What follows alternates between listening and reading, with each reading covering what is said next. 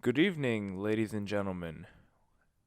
My name is Mike, and tonight I wanted to come to you with a topic that I think is quite relevant. Um, you know, we've all heard of millennial money, we've probably heard of some kind of thing that relates to millennials and helping them with their financial situations, helping them with their particular woes with life.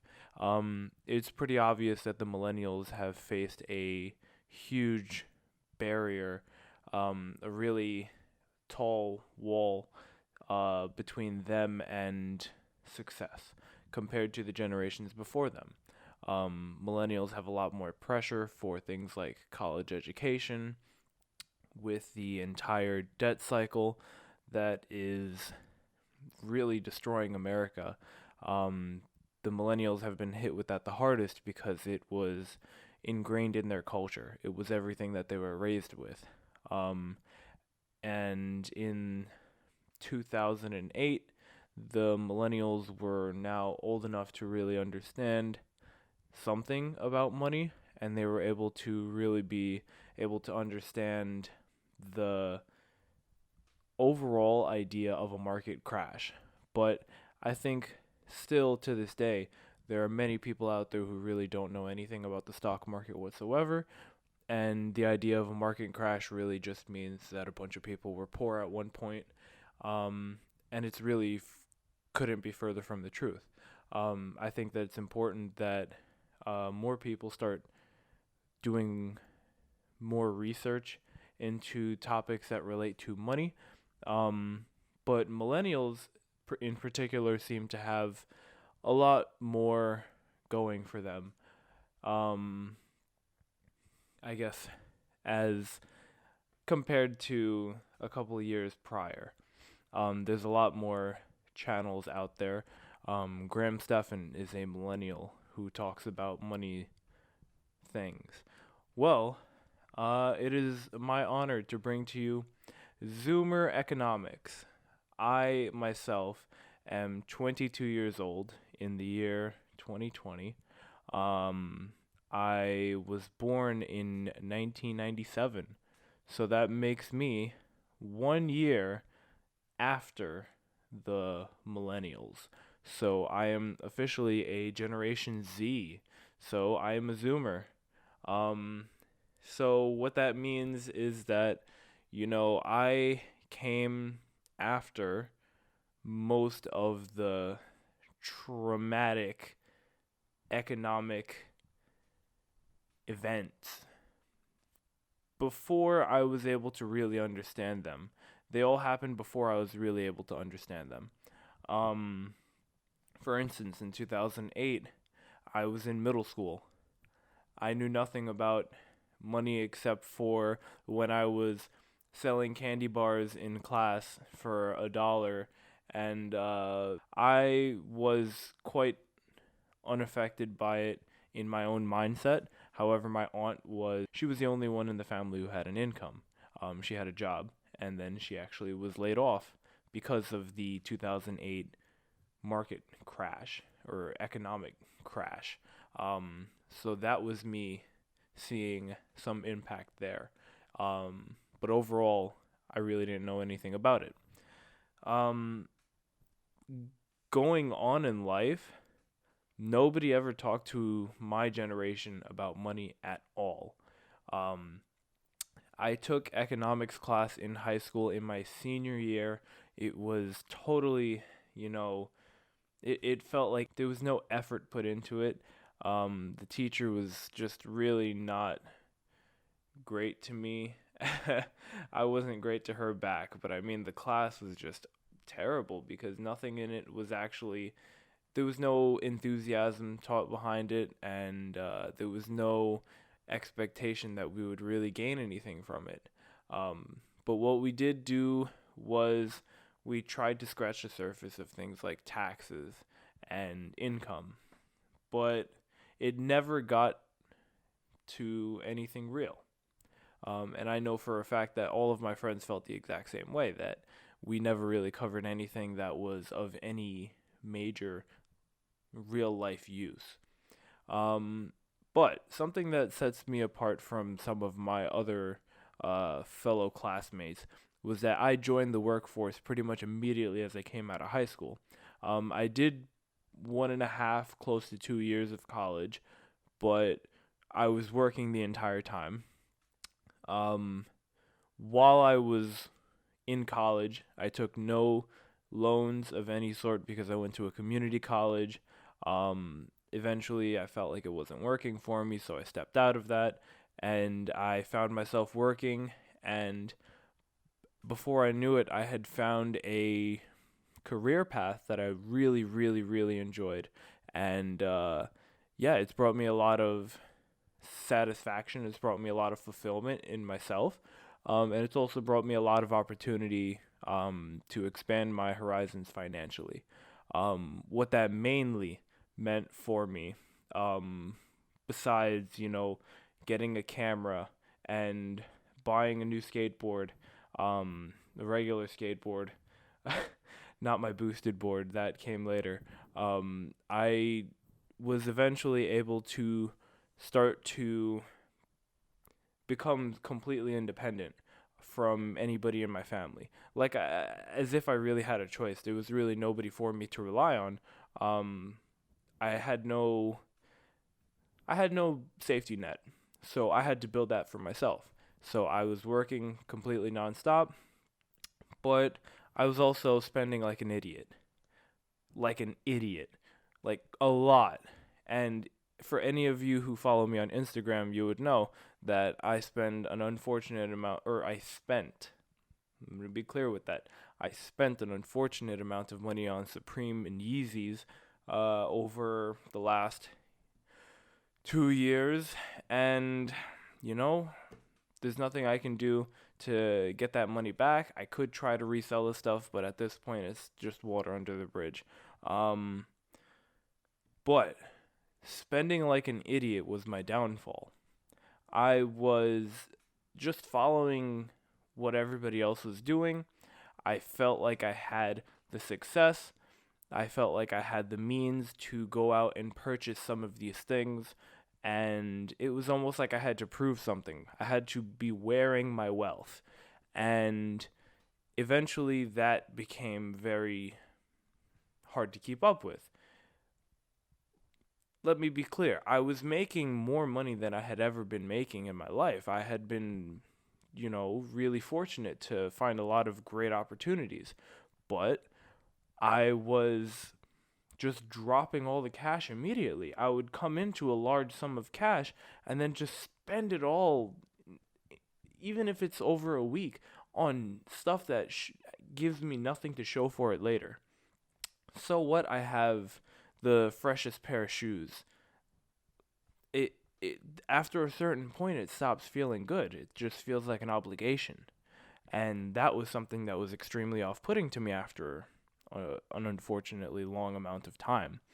Uh, in the end, once I stopped putting money into the Supreme and the Yeezys, I started trying to think about where I could put my money so that it would grow, where I can get my bank account number to be higher. And, because sometimes I would see that number go up past a certain point. I remember at one point, the most I ever really had all at one point was $3,000, $4,000 about. And it was phenomenal. It was mind-boggling to see that number. But I went on vacation and I spent all my money. I I didn't spend the full $4,000 on just vacation. That's not what happened. But the the idea is the same thing. I spent my money really, really carelessly. I was buying all the food that I wanted. Never, ever, ever thinking twice about spending money on food, coffee, snacks, everything I wanted. But it was because I was paying no money in rent. I had no worries about where I was going to sleep that night. So, as far as I was concerned, I was doing great. I was doing fine. Savings, I'm 20 years old. I'm 21 years old. Who needs savings? But eventually, I finally started getting my shit together. I finally started taking responsibility and tracking my spending. And for Zoomer economics, I want that to be the overall trending idea. For every single episode, it's about taking responsibility of where your money goes. No matter how much money you're earning, you should at least know where it goes. Even if you think that you're doing a great job, really, really put it down on paper to prove it. Prove it to yourself that you know where your money's going. Here's an example of a spreadsheet that I created. I'm not going to show you my real numbers, but I'm going to show you how it works simulated. It just tracks expenses, it tracks income, and it tells you how much you have left over and what percentage you are spending. You can customize this for anything. You can put in however much money you want to be earning or however much you currently are earning, and it'll just tell you everything that you need to know. I've been using this. I created this for myself, and it helps me really, really look into where my money's going. And because of that, I've been able to bring down my spending. Everything besides my rent is $500 a month. So if I could be making just enough to cover that money for my rent, all I need is another 500 something dollars. And if I could be getting a second source of income to cover that $500, my living expenses will be covered and my food and luxuries will be covered. But I didn't want to get a second job, and nobody talked about multiple sources of income to my generation. Nobody ever considered that. You just got one job. You just got one job that led you throughout your entire life, and you just became the best you could at it. And that was it. But I knew that there was other ways to make money out there. But I'm not somebody to be writing a book. Maybe I am. I might take a shot at it. Sounds like a really cool idea because I love reading. But I'm not a musician. I can't make a song. And I don't think that I'm going to be able to, am I the person to create something that is the next big product? I don't know. We'll see. I can try. But at the moment, I don't see that as a realistic opportunity for me. But then there's this thing called the stock market. And apparently people get rich off of it. But I don't know anything about it. And nobody's told me a single thing about it. All I see is that on the news, it's either green or red. And everybody's either super happy or super scared about it. And then this quarantine comes out of new viruses going around and it's killing everybody. Really, really scary stuff. Now I'm locked in my house. Right now, it's day 8 of me being locked in my home. I've been seeing the struggles of businesses because my business that I'm a part of, that I work with, we are completely flipped upside down. Nobody can go outside, and we work primarily with face-to-face working, teaching children. So it's like we have to completely adapt, but not everybody can adapt. And worse yet is that we don't know anything about the stock market except that it's dramatic. And we don't know anything about how to budget. So when it comes down to it, the stock market seems like a foreign idea because that's something where you put extra money. But who has extra money? This is New York City. We don't have extra money. But, we have to have McDonald's and Popeyes all the time because I'm not going to cook. It's those mindsets that make us spend so much money and then end up with no money left over. As someone named Dave Ramsey said, there's too much month at the end of my money. Yeah, if I got that right. And it's true. People spend all their money. My mom did it for sure for her entire fucking life. For my entire life, at least. And it doesn't work because then you end up with nothing to show for it. And that's where I was. But not anymore. Because I took charge of where my money went and I found the extra money. All this time, ending up with more money in my pockets than I had ever ended up with, but pretty soon it felt like I had nothing to show for it. But not anymore. Because I found the extra money. I had to look for it. And using my spreadsheet, you can find it too. Or you can find it on your own. If you feel like you're capable, you totally might be. That's fantastic. But 90% of the time, people don't even bother. So I found the money. And as soon as I find the money, and as soon as I'm making more than I ever had, I was able to get my apartment. And now I'm putting out more money than I ever had. So I had to balance everything. And that took me a couple of months to get used to. It took me about 3 months to get used to living alone in a 1-bedroom New York City apartment. Groceries and cooking. I started cooking a lot because I was not spending the money on going out to restaurants.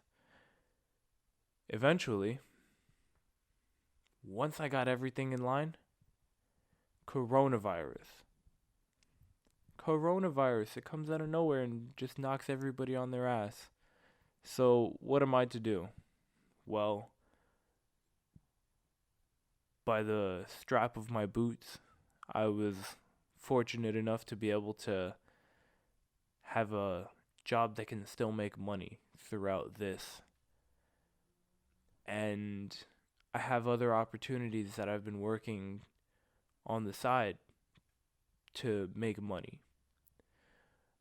And all of those side gigs and things from my job, the extra money that I found from my primary job, all of that money, I had been putting it away.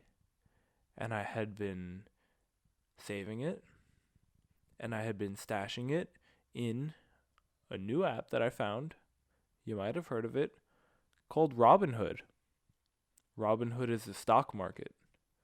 I've been doing a stock market. And a Generation Z, a Zoomer, has no business in the stock market, it seems. Do I know anything about the stock market?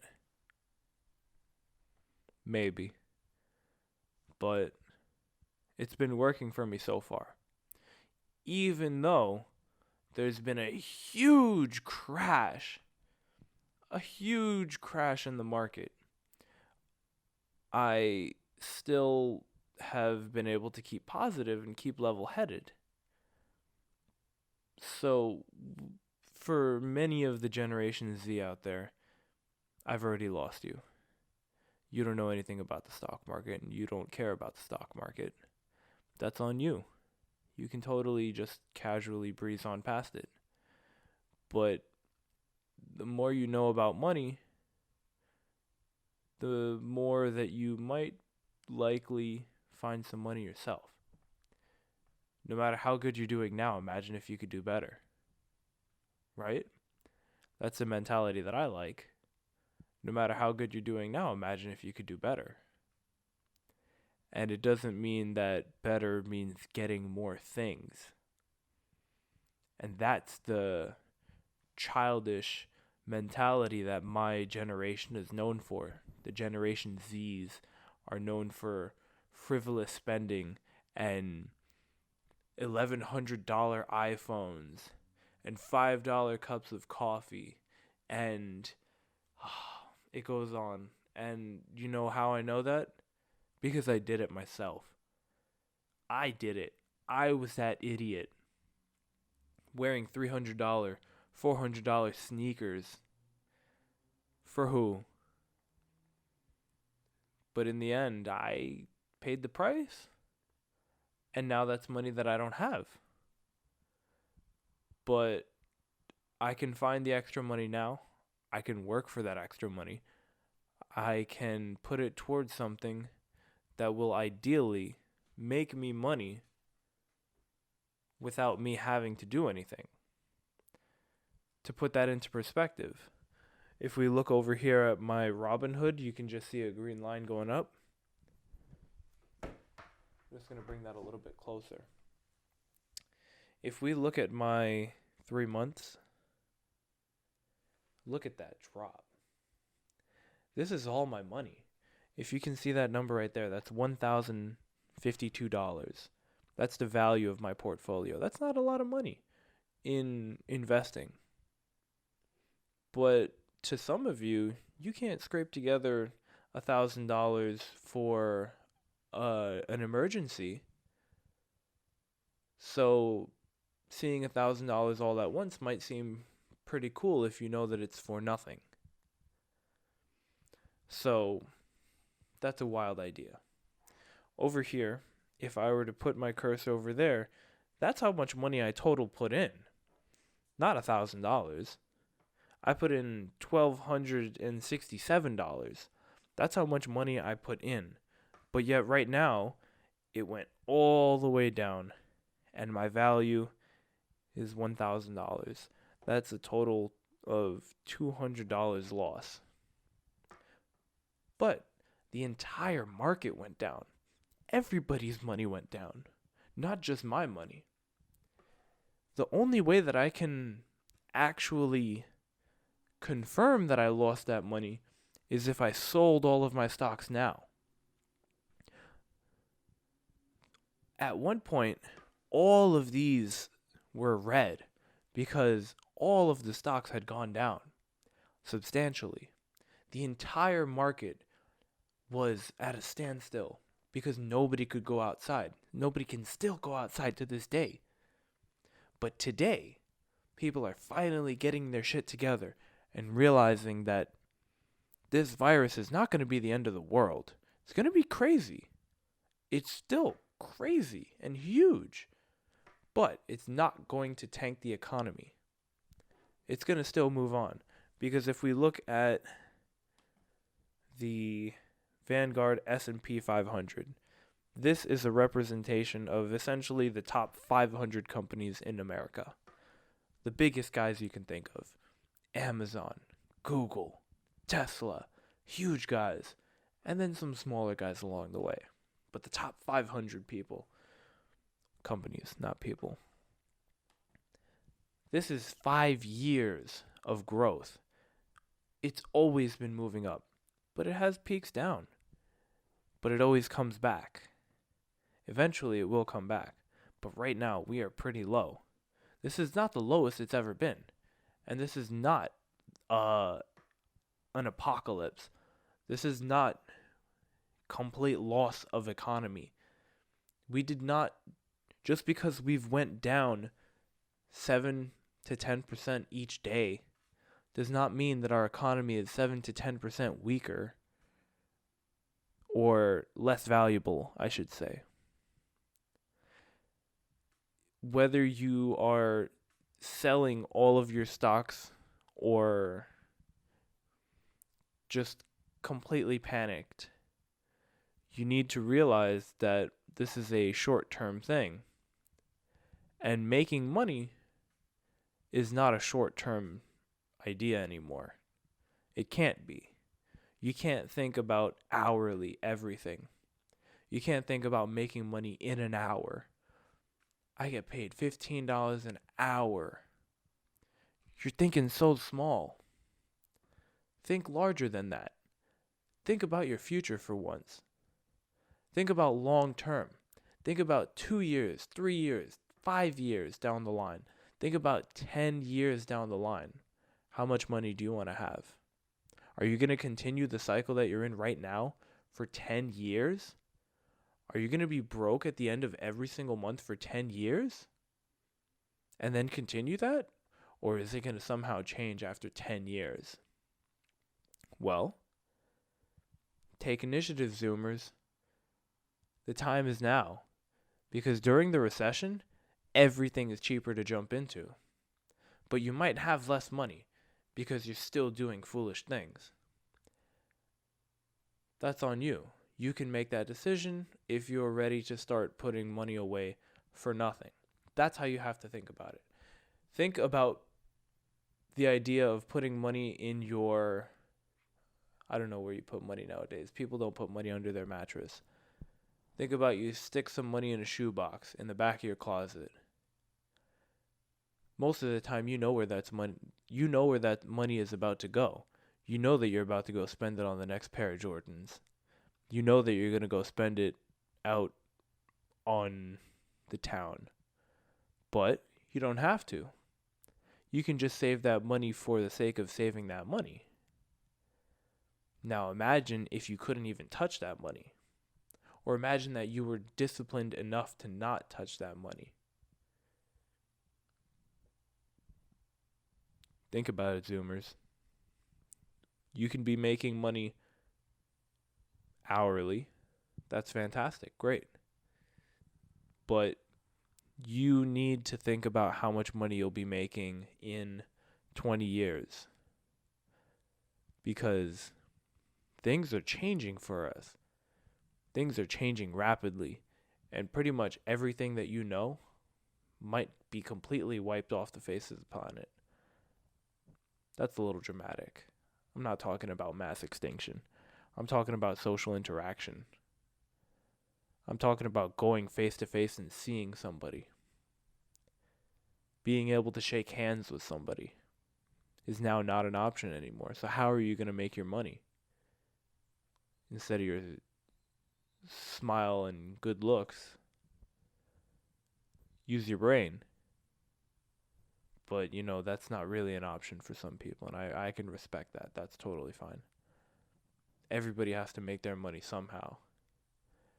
But if you sit home and you twiddle your thumbs, or you just play video games and you complain about how broke you are, and you watch your family suffer, that could be pretty bad. If you're doing fine, then congratulations. You're unlike many of Americans out there. Many, many Americans out there are very scared because they're living paycheck to paycheck.